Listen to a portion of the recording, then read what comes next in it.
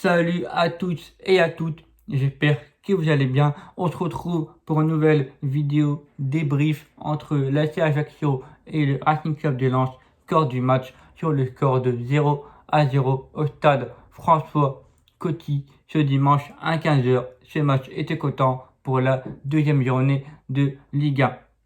C'est parti pour ce débrief. Avant de s'attaquer aux statistiques et aux compositions, la pelouse d'Ajaccio a été catastrophique.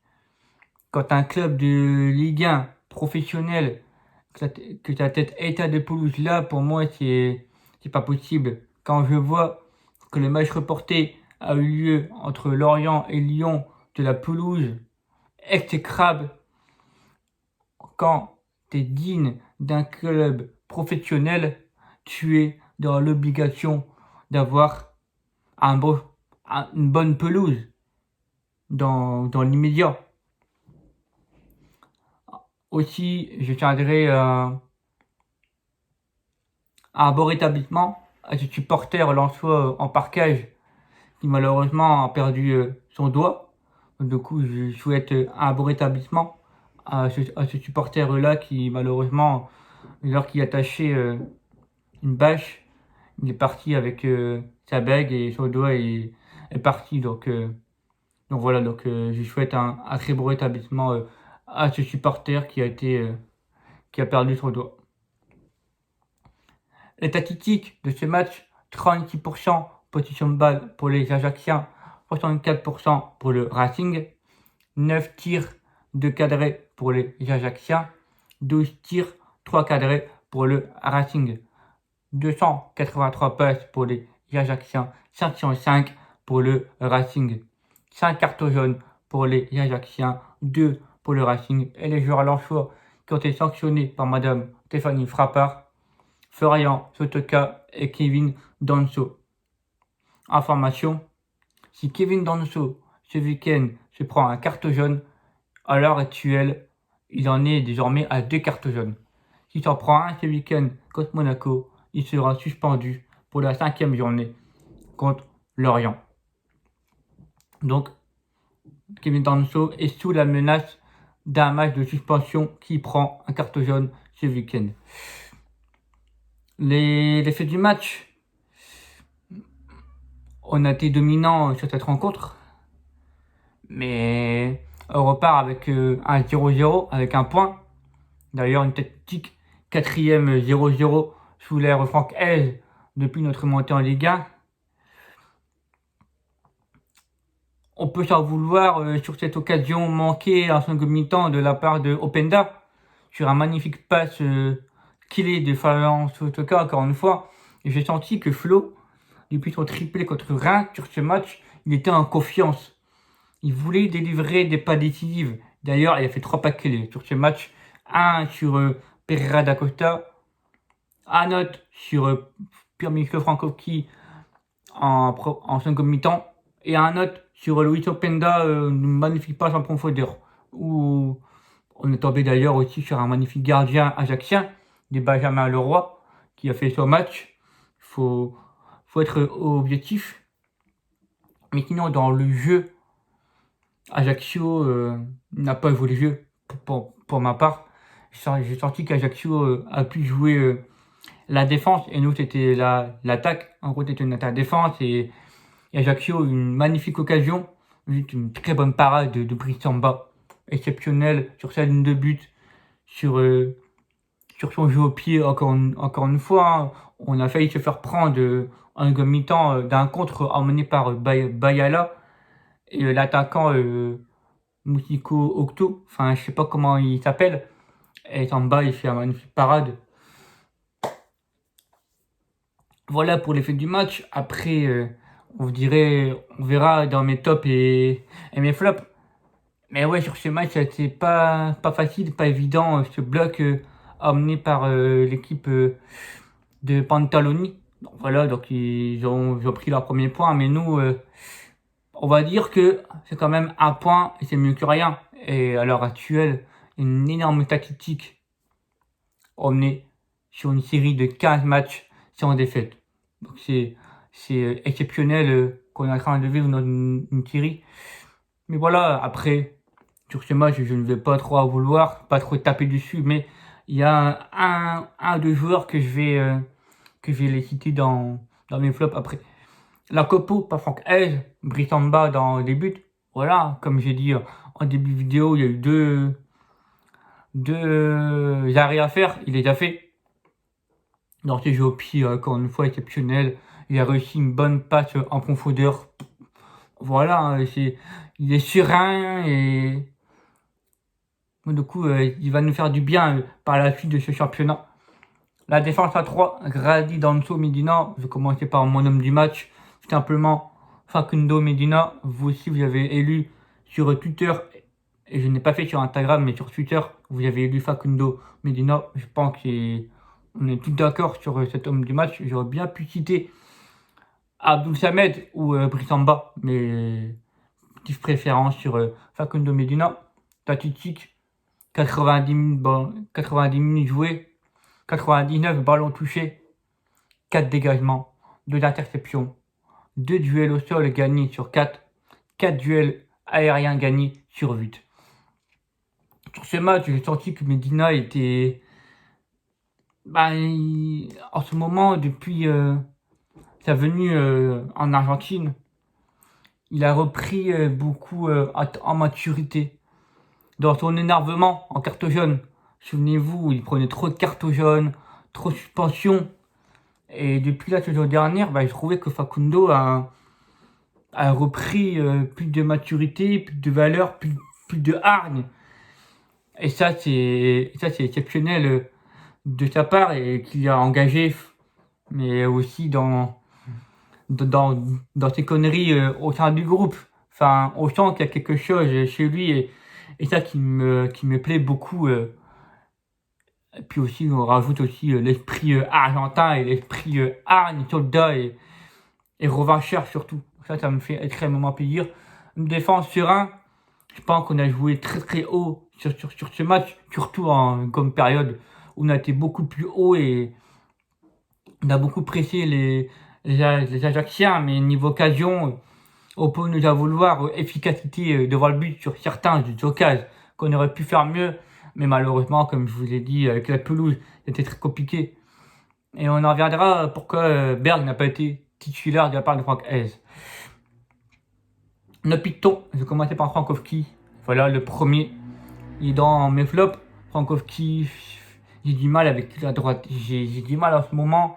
Depuis contre l'Inter, j'ai tellement du mal sur son côté que même d'ailleurs, petit aparté, j'ai retrouvé un tweet sur Twitter, c'est que à un moment donné, Lianalis dit à Frankowski, Francky, on ne joue pas latéral, tu es piton, on ne joue pas dans une défense à 4.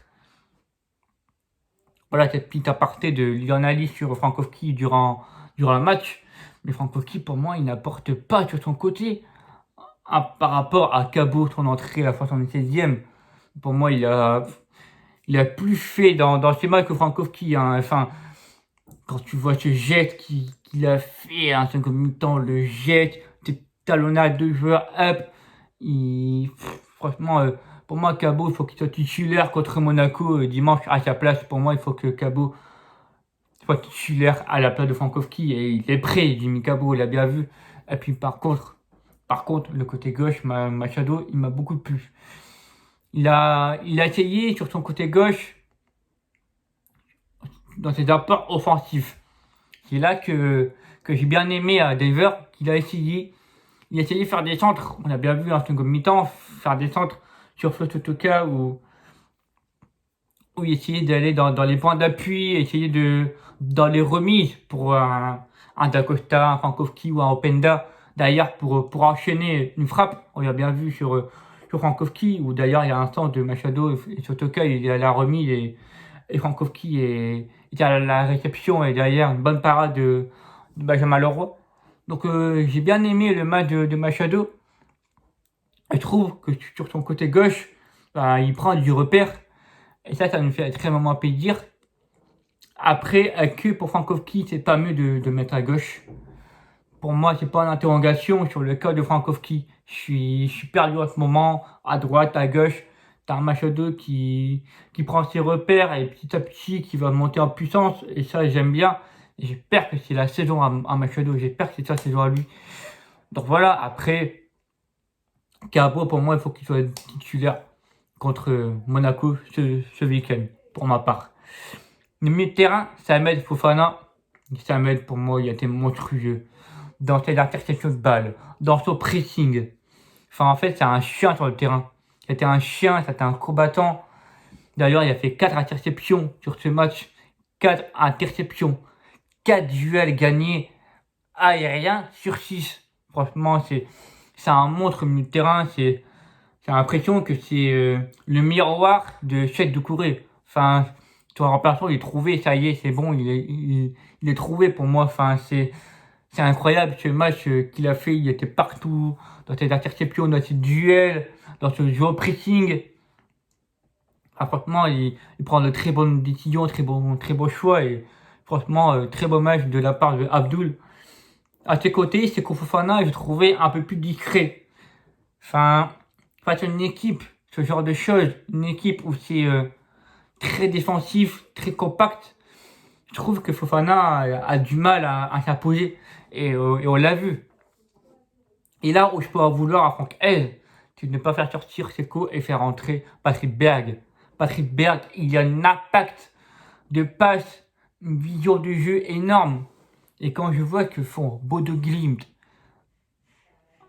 que Patrick Berg est en train de voir, je pense qu'il est en train de... Il peut s'effondrer pour moi. Parce que là, Patrick Berg n'a pas le temps de jeu, il ne t'impose pas. Alors oui, l'année dernière, c'était très compliqué avec Doucouré et Fofana. Ça, il n'y a pas de souci. Mais là, depuis qu'on a trouvé Abdul Samed, enfin, c'est encore une fois dur à s'imposer. On ne sait pas ce qui se passe pour l'entraînement, etc. Mais là, pour moi, contre Monaco, j'ai envie de tenter la chose. J'ai envie de tenter Berg en 6 ou tu mets Samed en 6. Tu as ton numéro 6 qui hargne vers l'adversaire, qui met le pressing et qui récupère énormément de ballon. Et puis après, en numéro 8, tu mets Berg associé à Fofana. Et puis à la fin de l'attaque, tu mets Fototoka associé à Openda. Enfin, tu peux faire un milieu de terrain à 3. Enfin, tu peux tenter des choses. Et puis aussi, là où je peux en vouloir un Franck Hez, pourquoi tu fais tes changements tard?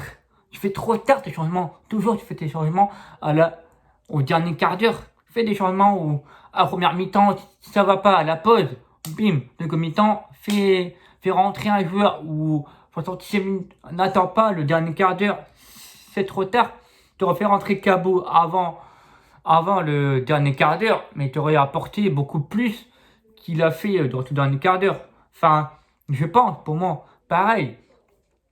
Devant, ça va pas avec Pereira Dakota. Second mi-temps, je ne l'ai pas vu, David. Second mi-temps, je ne l'ai pas vu. Je l'ai vu en première mi-temps. Mais pour moi, quand c'est une équipe bloc bas, David Pereira Dakota, pour moi, a du mal à s'imposer. C'est juste ça. C'est pas par rapport à son jeu qui est en train de produire. Ça, c'est différent. Que l'adversaire a proposé face à David Pereira Dakota, c'était trop en difficulté pour lui de s'imposer, etc. Pour moi. C'est mon point de vue. N'hésitez pas à me dire ce que vous en pensez, mais pour moi, David Pereira Dakota a du mal à s'imposer quand on joue une équipe bloc bas. On l'a vu contre Brest ce week-end. On l'a vu encore une fois contre Brest le week-end dernier, pardon. Et puis ce week-end contre Ajaccio.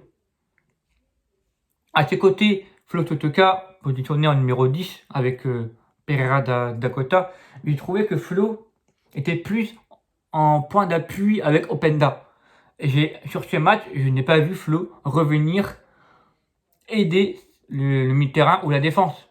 J'ai senti que Flo était en confiance sur ce match. Et ça qui m'a plu. Il a aidé Openda à essayer d'ouvrir son compteur but. À Frankowski, il a fait tous les efforts collectifs. Donc ça qui m'a plu.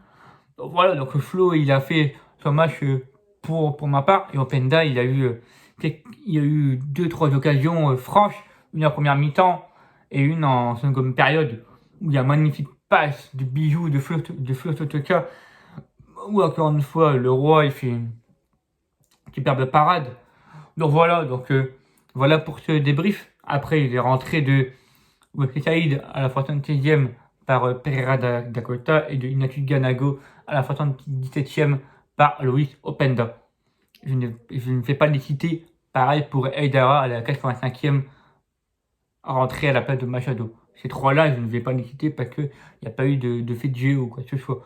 Mais j'aimerais bien que Franquet tente des choses contre Monaco, soit un 3-5-2 avec Berg en numéro 6 ou Samed et tu mets Fofana Samed ou Fofana Berg et en numéro 6 tu mets Samed, pourquoi pas. Et puis devant, tu enchaînes avec un Totoka Openda. Et puis sur le banc, tu as du frais. T'as Pereira Dakota, t'as Wesley Saïd, t'as Lucas Poreba qui peut rentrer dans ce système. Et puis aussi sur le piton, tu mets Cabo Machado. Et puis pour faire rentrer, tu peux mettre Aidara Frankowski. Tu mets un Poreba, et puis tu mets Saïd Dakota ou Saïd Ganago ou inversement. Enfin bref, moi je pense qu'on pourrait s'orienter sur ce système-là contre Monaco. Après, je veux bien vous attendre sur le réseau qu'avec ce système que Franquet est en train de a mis contre Brest et Ajaccio, on est sur une série d'invincibilité, d'énormes de 4 matchs sur défaite, comme je vous ai dit en début de vidéo. Donc il y a ça aussi qui fait basculer dans la balance au coach. Donc à voir contre Monaco. Et puis voilà les amis, c'était tout pour ce débrief. On est 5e ex-aequo avec Monaco, 4 points, à la même différence de buts.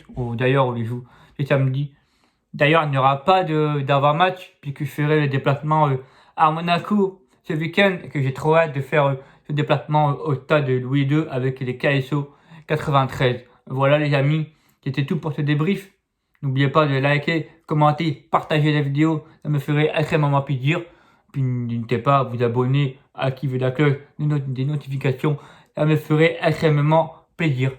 Puis surtout, n'oubliez pas, prenez soin de vous, prenez soin de votre, n'oubliez pas. L'un soit un jour, l'un soit toujours. Ciao les amis, c'était Thibaut.